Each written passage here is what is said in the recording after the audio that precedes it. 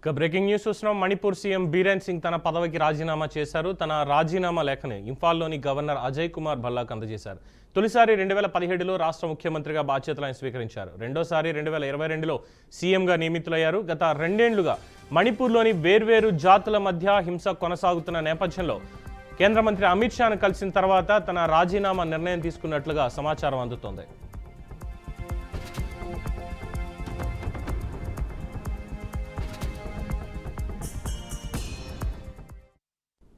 ఇక ఇదే అంశానికి సంబంధించి మరింత పూర్తి సమాచారం మా మేనేజింగ్ ఎడిటర్ చిదంబర్ రెడ్డి అందిస్తారు. చిదంబర్, చూడాలి. ఎందుకంటే గత 2 సంవత్సరాల నుంచి బీజేపీ పార్టీ అంటే అధికారంలోకి వచ్చిన తర్వాత కూడా దీనికి సంబంధించి అల్లర్లు కానివ్వండి, అల్లర్లు జరిగిన నేపథ్యము, అల్లర్లను కంట్రోల్ చేయడంలో రాష్ట్ర ప్రభుత్వంతో పాటు కేంద్ర ప్రభుత్వం కూడా పూర్తి స్థాయిలో విఫలమైంది అంటూ విపక్షాలు ఎప్పటికప్పుడు దానికి సంబంధించి విమర్శలు చేస్తూ వచ్చారు. దానికి సంబంధించి ఎన్ని చర్యలు తీసుకున్నా సరే అక్కడ జరుగుతున్న పరిణామాలు మాత్రం ఖచ్చితంగా బీజేపీ పార్టీకి నెగిటివ్ గానే ఉన్నట్టుగా మనం ఖచ్చితంగా చెప్పాల్సిన అవసరం ఉంటుంది. అయితే ఈ సందర్భంలో ఏదైతే అమిత్ షాను కలిసిన తర్వాత బీరేన్ సింగ్ నిర్ణయం తీసుకొని ఇమ్మీడియట్లీ వెళ్ళి రిజిగ్నేషన్ లెటర్ అందజేసే క్రమంలో కూడా ఆయన కొన్ని కీలకమైన వ్యాఖ్యలు చేస్తారు. ఆ కీలకమైన వ్యాఖ్యల్ని తన రెజిగ్నేషన్ లెటర్ లోనే యాడ్ చేసి తను ఇచ్చిన పరిస్థితి మనం చూస్తున్నాం. ముఖ్యంగా చూస్తే ఏదైతే రాష్ట్రంలో జరుగుతున్న పరిణామాలు దానికి సంబంధించి ఎప్పటికప్పుడు కేంద్ర ప్రభుత్వం అందిస్తున్న సహకారం అనేది ఖచ్చితంగా అభినందనీయం. అదే సందర్భంలో ఇక్కడ అభివృద్ధి కార్యక్రమాలు కానివ్వండి, లేకపోతే మిగిలిన ప్రాజెక్టులకు సంబంధించిన విషయాలపైన కేంద్ర ప్రభుత్వం తీసుకుంటున్న చొరవ అన్నది ఖచ్చితంగా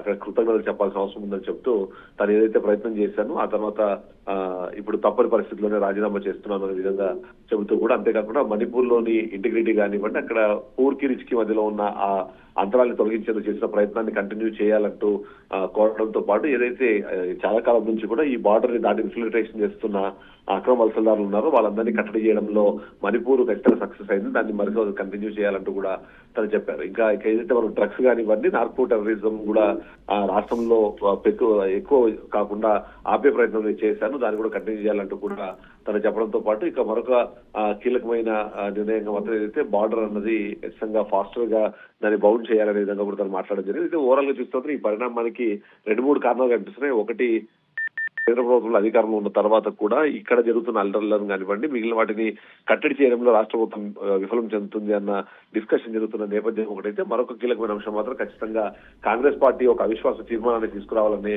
ప్రయత్నం చేస్తోంది. ఒకవేళ నిజంగానే అలా వచ్చి ఒకవేళ అవిశ్వాస తీర్మానంలో కానీ ఓడిపోతే జరిగే నష్టం గురించి ఆలోచించారు కాబట్టి ఇమ్మీడియట్లీ అమిత్ షాని కలవడము, ఢిల్లీలో కలిసి అక్కడి నుంచి ఎవరైతే అంటే బీజేపీ ఎంపీ సంబిత్ పాత్ర, అలాగే రాష్ట్రానికి సంబంధించిన కొంతమంది మినిస్టర్లు, ఎమ్మెల్యేలతో గవర్నర్ అంటే మణిపూర్ గవర్నర్ అజయ్ భల్లాను కలిసి ఆయన అక్కడ రాజీనామా లేఖ అయితే అందించడం జరుగుతుంది. అయితే చిదంబరం ఒకటి చెప్పండి, అంటే నిన్న ఢిల్లీ ఎన్నికల్లో బీజేపీ ఘన విజయం సాధించిన విషయం కూడా మనం చూసాము. అట్ ద సేమ్ టైం ఇటీవల కాలంలో హోమ్ మినిస్టర్ అమిత్ షా చేసినటువంటి వ్యాఖ్యలు అంటే నక్సలిజాన్ని పూర్తి స్థాయిలో భారతదేశం నుంచి నిర్వీర్యం చేస్తా ఉండడంలో ఈరోజు భద్రతా దళాలు సాధించినటువంటి ఒక గొప్ప విజయం, వీటన్నిటి నేపథ్యంలో బీజేపీ సంతోషంగా ఉన్న టైంలో మణిపూర్లో ప్రత్యేకంగా ఎందుకని చెప్పి ఈ రాజీనామా దాకా వెళ్ళిందంటారు సిచ్యువేషన్?